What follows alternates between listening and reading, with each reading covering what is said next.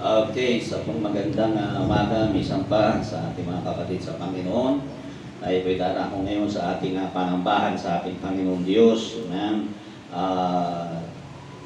Minsan pa, umpisahan muna natin sa pananalangin ang gawain ng ating Panginoon Diyos. Amen. Dahil lahat ay tumayo. Amen. Tayo manalangin sa ating Panginoon Diyos. Yes, Lord God in Jesus. Minsan pa, purihin natin ang kasama natin ang pagdating ng Diyos. Yes, Lord God. Hallelujah. Oh, thank you, Jesus. Thank you, Lord. Salamat po, Panginoon, sa iyong biyaya na pinagkakaroon mo. Pag-iingat mo sa amin sa lahat ng uri ng kapanahon at dakila at tapat na Diyos. Marami pong salamat sa lahat ng bagay na ginagawa mo sa aming mga buhay, O God. Marami pong salamat sa iyong kabutihan, O God. Sa umagang ito, hinihingi po namin ang pagsama at pakikipisan ng iyong banal na Espiritu. Samahan mo po, Panginoon, ang simpleng pangangaral ng iyong salita, dakilang Diyos, sa iyo pong samahan ng pagpahid ng iyong banal na Espiritu. O God, na mangusap ka at tumilos ka sa iyong mga anak, dakilang Diyos, na umaasang ng iyong kapahayagan, dakilang Diyos, at pagkilos mo sa kanilang mga buhay, O God. Maraming salamat sa iyong biyaya, Panginoon, at sa iyong mga bagay na ginagawa, dakilang Diyos, sa aming mga buhay, O God. Maraming pong salamat, Panginoon, sa pangalan ni Jesus. Amen. Praise God. Hallelujah. Okay, dahil amen, pinagbabawal na naman ang ating pagtitipon ng personal. So, balik ulit tayo sa sistemang ganito. Okay, bukas kayo sa akin sa aklat ng Matthew chapter 15, beginning sa verse 22 to 28. Ganito ang pagkakasabi ng salita ng ating Panginoon. Matthew chapter 15, 22 to 28. At narito ang isang babaeng Kananea na lumabas sa mga hangganang yaon at nagsisisigaw na nagsasabi, "Kahabagan mo ako, O Panginoon, ikaw na anak ni David. Ang aking anak na babae pinahihirapang luba ng isang demonyo." Datapwat siya hindi sumagot ng anumang salita sa kanya. At nilapitan siya ng kanyang mga alagad at siya'y pinamanhikan na nangagsasabi, "Paalisin mo siya sapagkat nagsisisigaw siya sa ating hulihan." Datapwat siya'y sumagot at sinabi, "Hindi ako sinugo, kundi sa mga tupang na naligaw sa bahay ni Israel." Datapwat lumapit siya at siya'y sinamba niya na nangagsasabi, "Panginoon, sakluluhan mo ako." At siya'y sumagot at sinabi, "Hindi marapat na kunin ang tinapay sa mga anak at itapon sa mga aso." Datapwat sinabi niya, "O Panginoon, sapagkat ang mga aso man ay nagsisikain ng mga mumo na nangalalaglag mula sa dulang ng kanilang mga Panginoon." Verse 28, na magkagayon sumagot si Jesus at sinabi sa kanya, "O babae, malaki ang pananampalataya mo, mangyari sa iyo ayon sa ibig mo." At gumaling ang kanyang anak mula sa oras na iyon. Salamat po, Panginoon, sa iyong kabutihan at sa iyong biyaya na iyong ipinagkakaloob sa amin, dakilang Diyos. Amen. Praise God. Tulad ng aking minsan nang nasabi, ang Bible ay natuturo o nagpapakita ng lahat ng miracle. Sa Bible ay nagsisimula sa problema. Wala pong himala sa Bible na naganap, na nagsimula ay sa magandang na katayuan o sa tinatawag na pagpapala. Kundi ang Bible ay nagpapakita na bawat pangyayari na naganap na himala sa Bible ay nagsimula ito sa pamamagitan muna ng problema na kinakaharap ng individual. Amen. Ito pa rin ang isang katotohanan na makikita natin dito. Ang babae ay mayroong problema. Meron siyang suliranin. Ang pangunahin niya suliranin, ang kanyang anak ay pinahihirapan ng isang demonyo. At ang problema pa rin dito ay ang Bible ay nagtuturo na kung bibigyan natin ng pansin ang kanyang ang lahi na kanyang pinanggalingan, siya ay isang hintil. At alam naman natin, ang hintil, amen, ay ng kapanahunan nila ng mga panahon na yaon ay hindi pa pinapasok ang mga hintil ng Ebanghelyo ng ating Panginoong Diyos. Alam natin ang kasaysayan. Amen. Ang mga taga-Kanaan, ang mga Moabita, kung ating bibigyan ng pansin, isa na rito si Ruth. Amen. Hindi sila pinagkalooban, kung bibigyan natin ng pansin sa mga lumang tipan, hindi sila binigyan ng pagkakataon na pumasok maging sa templo ng ating Panginoon. Itong mga hintil na ito. Pero ang Ebanghelyo ay alam natin na unang nabuksan ay sa katauhan ni Cornelio. Amen. Nang ipatawag ng Panginoon o ni Cornelio o ipatawag nga ng Panginoon si Pedro na kasalukuyang nananalangin doon sa itaas ng kinatutuluyan niya. Nagpakita pa siya ng isang pangitain na may mga hayop na may iba't ibang lahi ng hayop na maruruming na hindi ugali ng mga Hudyo na kainin nila, ay pinaputos ng Panginoon na kainin niya ang mga bagay na yun, at yun ay may kinalaman sa mga hintil. Doon unang napasok ang mga hintil ng Ebanghelyo. Ngayon, ang babaeng ito na isang hintil, ito ang sabi ng Bible, may problema siya. Ang nakita ko rito, kung ating bibigyan ng pansin, na-overcome niya yung limitasyon niya. Nalampasan niya yung kanyang limitasyon. At nakuha niya ang simpatiya ng ating Panginoon. At iyon ang nais kong pag-aralan natin ngayon sa oras na ito. Pinagsahan ko ito sa isang simpleng paksahin lamang. How the problem will be the blessing. Paano ang isang problema ay magiging isang pagpapala. Isang problema rito, ang sabi rito, una na nais kong bigyan ng pansin, ang sabi rito,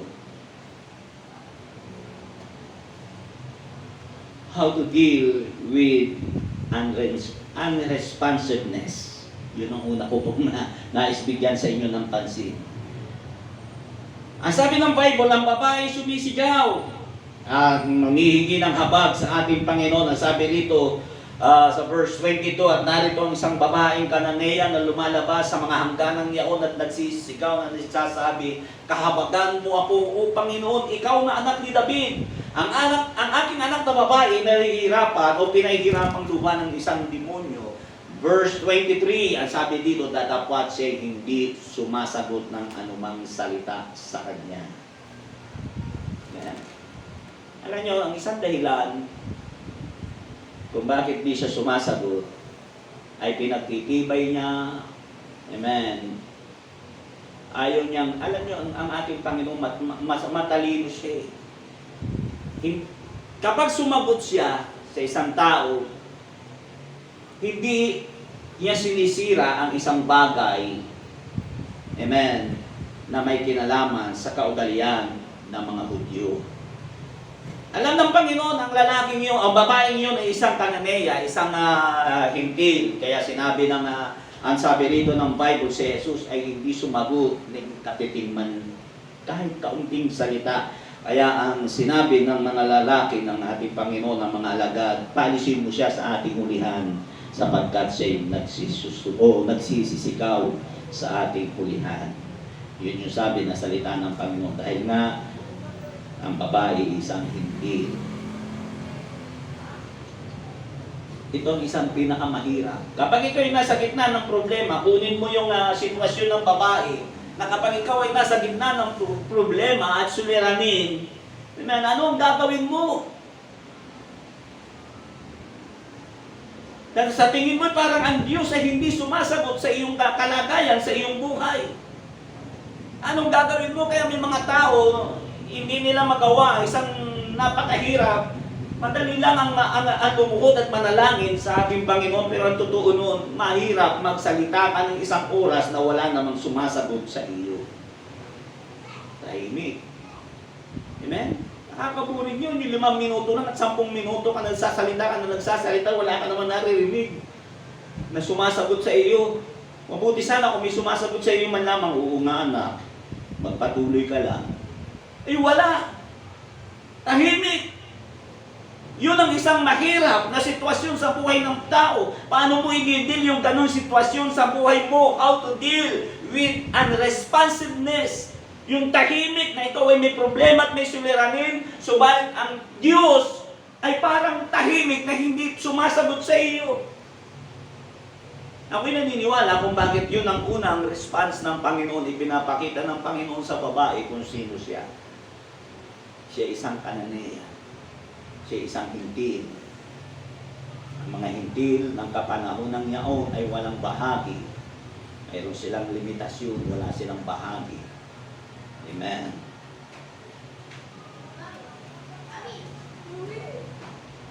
Ano yung sinabi ng ating Panginoon?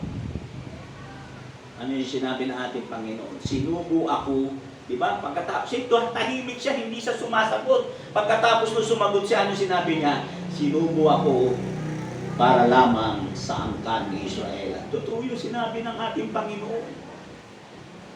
Sapagkat yung babae nga ay isang hintil. So ito ang isang unang dapat natin, bago mo makita ang blessing, ang biyaya sa buhay mo, how to deal with unresponsiveness. Yung nakakabinging sitwasyon na walang sumasagot sa iyo. Ang isang magandang halimbawa rito, yung dalagitang walang pangalan. Amen?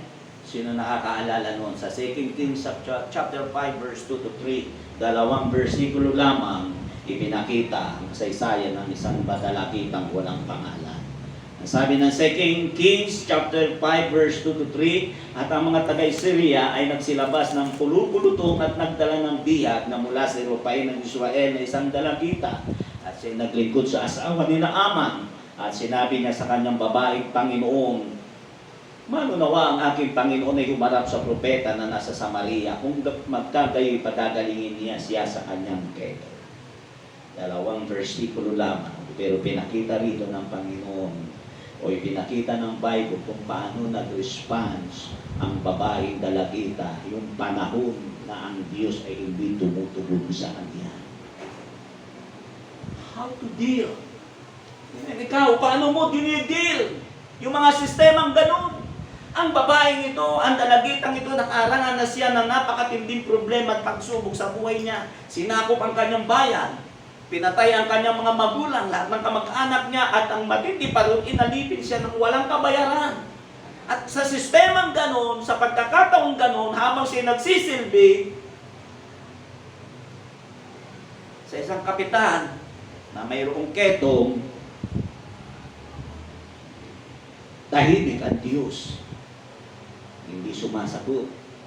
Walang explanation, wala kang makikita rito na nagpaliwanag ang Panginoon sa kanya, anak, kung bakit nangyayari sa iyo yan ay dahil sa ganito. Wala.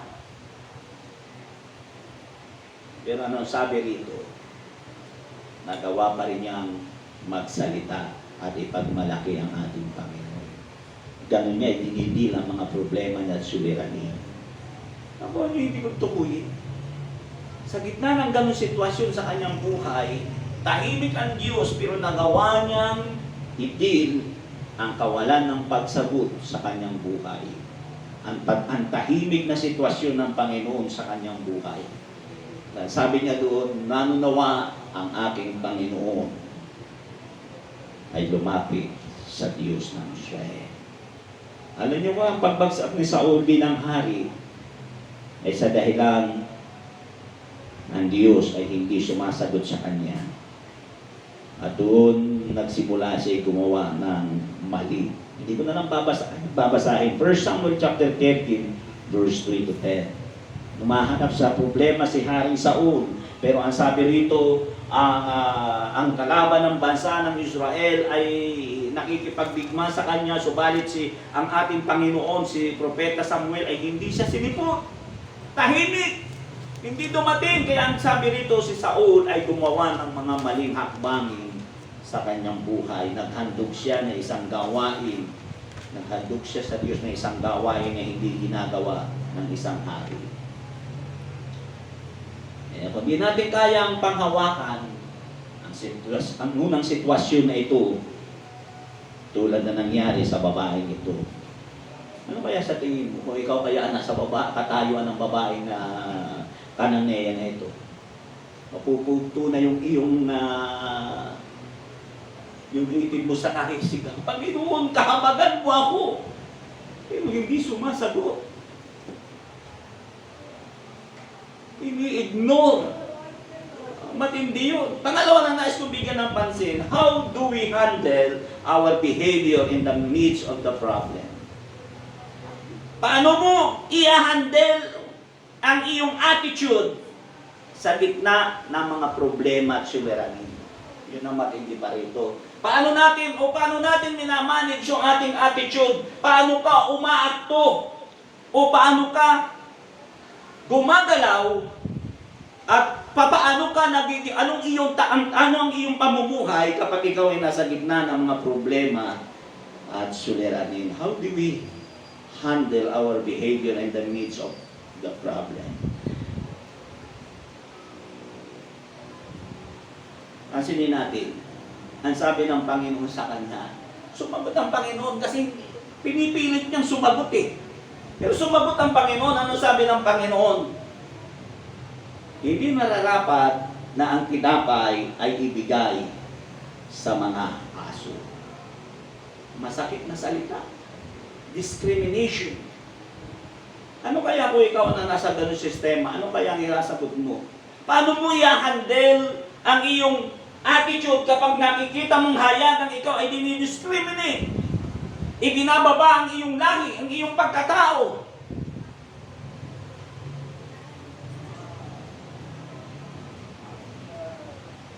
Siguro, pwede naman niya sabihin siguro, Panginoon, habol yung kanyang yung pagpipigil yung temper niya, no? Panginoon, hindi mo na naman kailangan. Alam ko naman ako yung labas sa bayan mo eh. Hindi mo ako kalahi, pero huwag naman ganun. Huwag naman aso. Di ba? Kaya nakikita ko rito kung paano niya hinahandle yung kanyang attitude. Dahil ang tao may kanya-kanyang attitude. Ngayon, anong attitude mo pag dumarating ang mga problema at suliranin sa iyong buhay? Alam mo ba, minsan kung bakit tayo,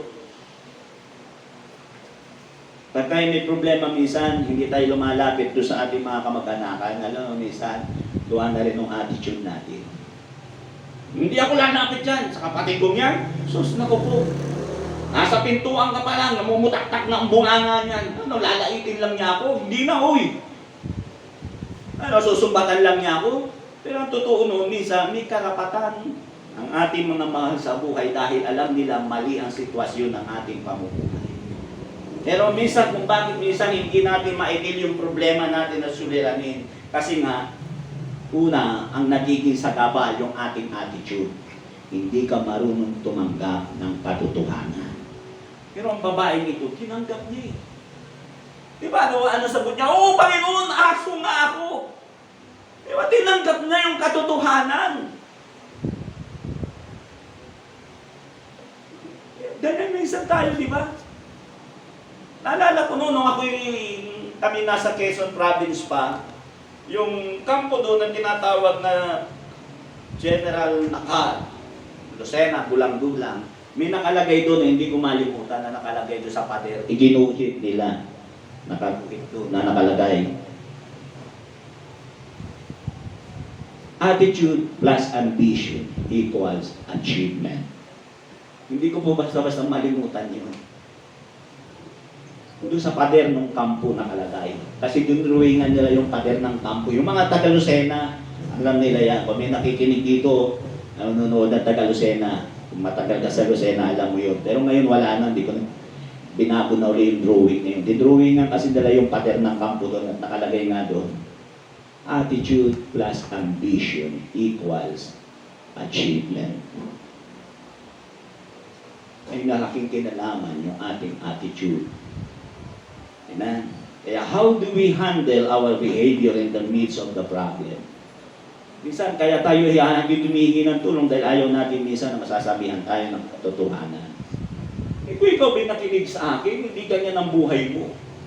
Diba? Ganun naman tayo. Kung ikaw ba nakinig sa akin, nag-aaral ka, anong ginawa mo? Mas inuna mo ang lumandi. Mas inuna mo mag-boyfriend, mag-girlfriend. Ayan, minsan ng tao, ang Hindi natin ma-edit yung problema natin at suliranin dahil mismo kasi yung attitude natin ang problema. Kaya sa paglilingkod sa Panginoon, tandaan natin, dala-dala pa rin natin yung attitude na yun. Amen? Paano kung nakarinig ka ng hindi maganda sa pangangaral? Grabe naman si Pastor. Kulang na lang banggitin yung pangalan ko.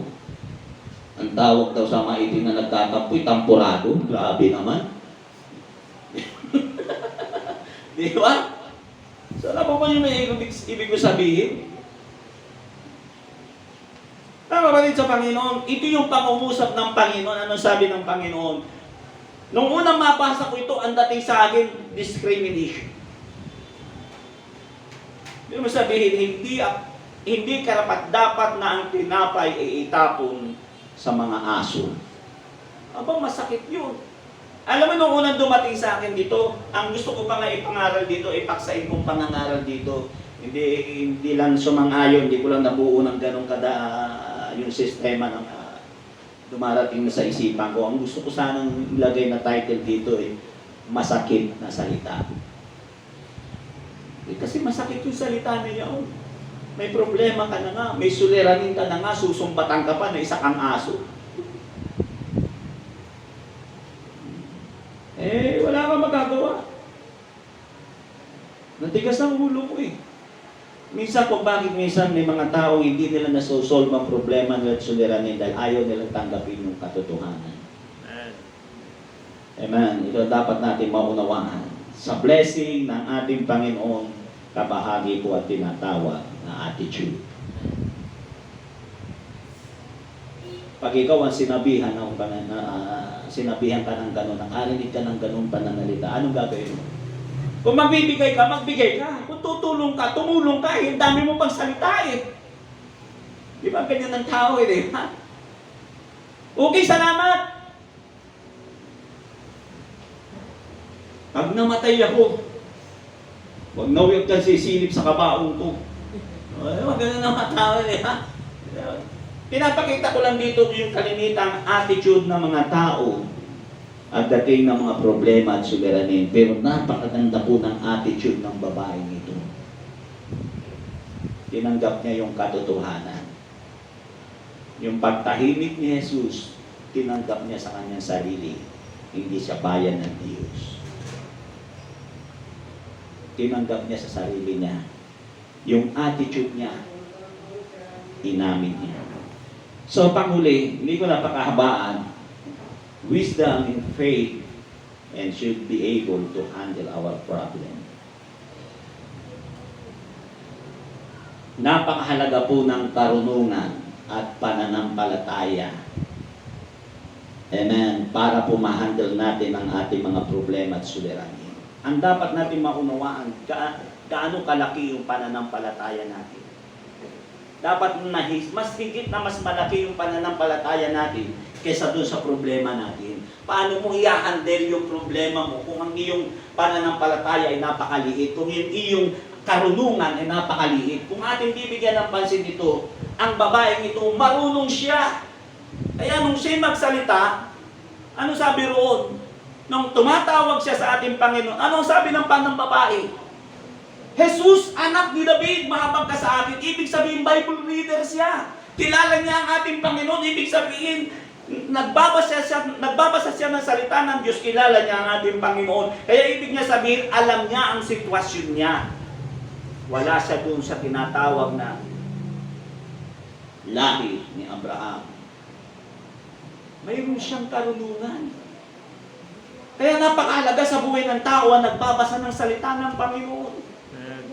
Huwag natin nga kalilimutan kung paano nakipag-usap, nakipagpalitan ng ating Panginoon kay Satanas. Bible sa Bible, nasusulat. Hindi lamang sa tinapay na bubuhay ang tao, kundi sa bawat salita na lumalabas sa bibig ng Diyos. Anong ibinalik ni Satanas?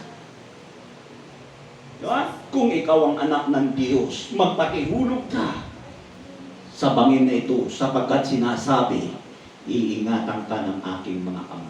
Sabi, yung aklat sa aklat ng awit, yung sinabi niya, Satanas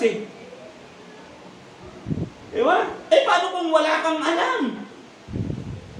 Napakaliit ng pananampalataya mo, napakaliit ng karunungan mo. Ang nakita ko rito, ibinakita rito na salita ng ating Panginoon, inaangkop niya ng babae yung kanyang sarili sa salita ng Diyos. Kaya niya nasabi,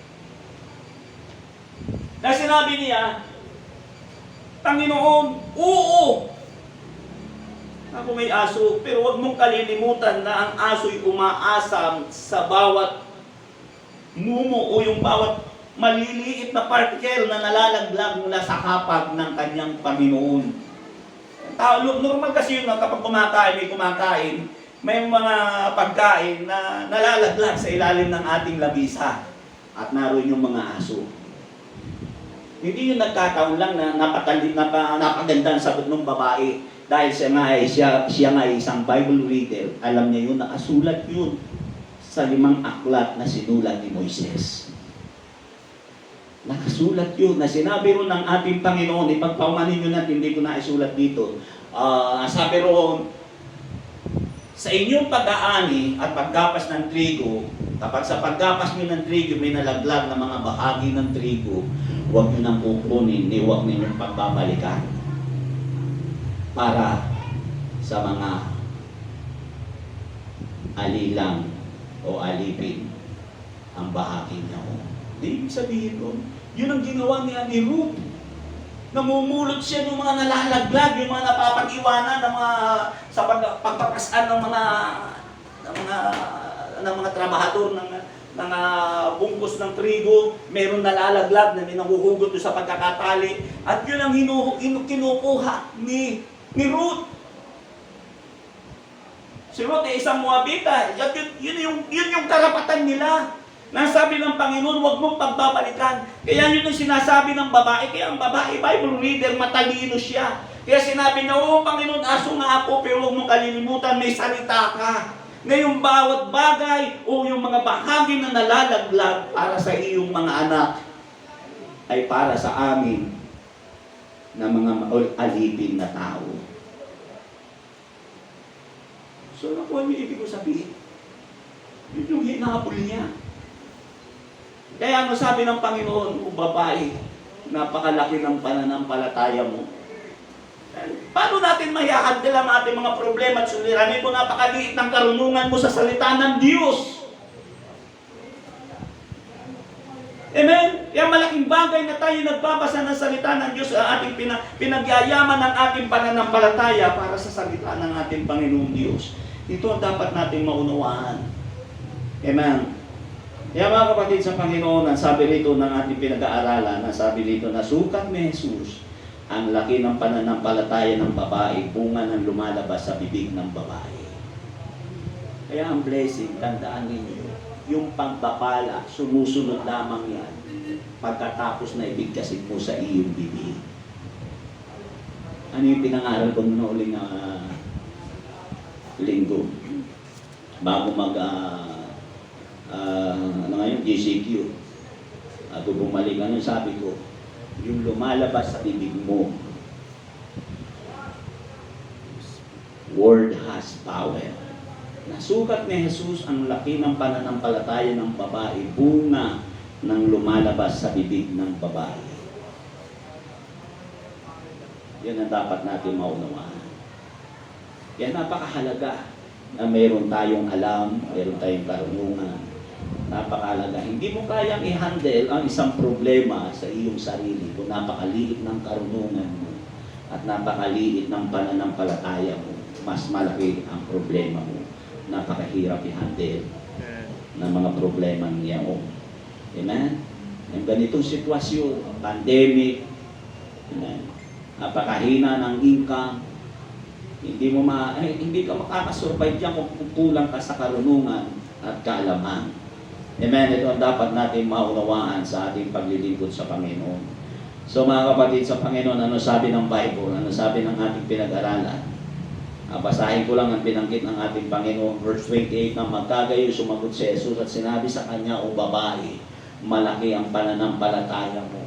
Mangyayari sa iyo ayon sa ibig mo at dumaling ang kanyang anak mula sa oras na iyon. Bago ang miracle, kailangan muna ang problema. Bago ang miracle, kailangan maunawaan mo muna kung paano mo i-handle yung mga pagkakataon na ang walang kasagutan. Amen? Pangalawa, bago ang miracle, kailangan mo munang harapin o dapat mong maunawaan how do we handle our behavior in the midst of the problem. May kinalaman ang ating pag-uugali sa ating pagsulong at sa ating pagharap do sa miracle o sa himala o sa kasagutan ng ating Panginoong Diyos. Kung hindi natin kayang i-handle ang ating sarili, ang ating sarili, yung ating ugali pagdating sa mga problema at suliranin, mahirap kang makasurvive sa ganitong sistema ng buhay. Isa pang bagay, wisdom and faith, and should be able to handle our problem. Amen. Kailangan mas malaki yung karunungan mo at pananampalataya mo. Amen. Praise God. Amen. Para makita mo yung biyaya at ma-handle mo ang mga problema at suliranin na dumarating sa iyong buhay. Amen. Amen. Sa umagang ito lamang ang nais kong ipaabot sa inyo. Amen. Ulitin ko, bago ang miracle, problema muna. Lahat ng usapin sa Bible ay nagsimula sa problema bago naging himala. At palain kayo ng ating Panginoon Diyos na makapangyarihan sa lahat. Ako'y mananalangin. Baka sakali ako, may first timer na ngayon lang nakapakinig ng ganitong pangungusap. First timer ka pa lang ngayon, nayayahan kita na tanggapin mo ang ating Panginoon bilang Panginoon at tagapagligtas ng iyong buhay. Kung di mo natatanggap si Jesus, ulitin mo mga katagang ito. Dakila at tapat na Diyos, salamat po sa iyong kabutihan, sa iyong biyaya. Sa umagang ito, hinihingi ko po, Panginoon, na buksan mo ang aking puso at pumasok ka at maghari ka sa aking buhay. Sa umagang ito, Panginoon, tinatanggap kita bilang Panginoon at tagapagligtas ng aking buhay o God. Tulungan mo po ako, Panginoon, makilala ka pa ng lubusan. Panginoon, salamat sa iyong kabutihan. At dalangin ko pa rin, isulat mo ang aking pangalan sa aklat ng buhay upang sa iyong muling pagbabalik, nakasama mo ako doon sa buhay na walang hanggan. Marami pong salamat, Panginoon, sa pangalan ni Jesus. Yes, Lord God. Dakila at tapat na Diyos, sa oras na ito, hinihingi ko po, Panginoon, ang bawat isa na nagbigay ng panahon sa iyong salita. Sa mga oras na ito, abutin mo po, Panginoon. Ano man ang dinaranas nila, problema man o sila suliranin o God, hinihingi ko po, Panginoon, una sa lahat, yung kanilang karakter sa mga sistema parang walang kasagutan. Amen. Sa panahon ng aming mga problema at suliranin, hubugin mo po ang aming mga puso at ang aming mga kaisipan, dakilang Diyos, ang aming mga attitude, dakilang Diyos. I-prepare mo kami, O God, na maging karapat-dapat, Panginoon, sa pag-handle ng mga blessing mo sa aming mga buhay, O God. Palaguin mo kami sa pananampalataya at sa karunungan, dakilang Diyos, ng higit kaysa mga problema na aming nararanasan, dakilang Diyos. Marami pong salamat sa iyong kabutihan, O God. Ikaw ang magbigay ng paglago sa iyong mga anak. Marami pong salamat, dakilang Diyos, sa iyong biyaya at pagpapala, O God. Pagpalain mo lahat ng iyong mga anak sa pangalan ni Jesus. Amen. Praise God. God bless you po sa inyong lahat. Pagpalain kayo ng ating Panginoon. Amen. Praise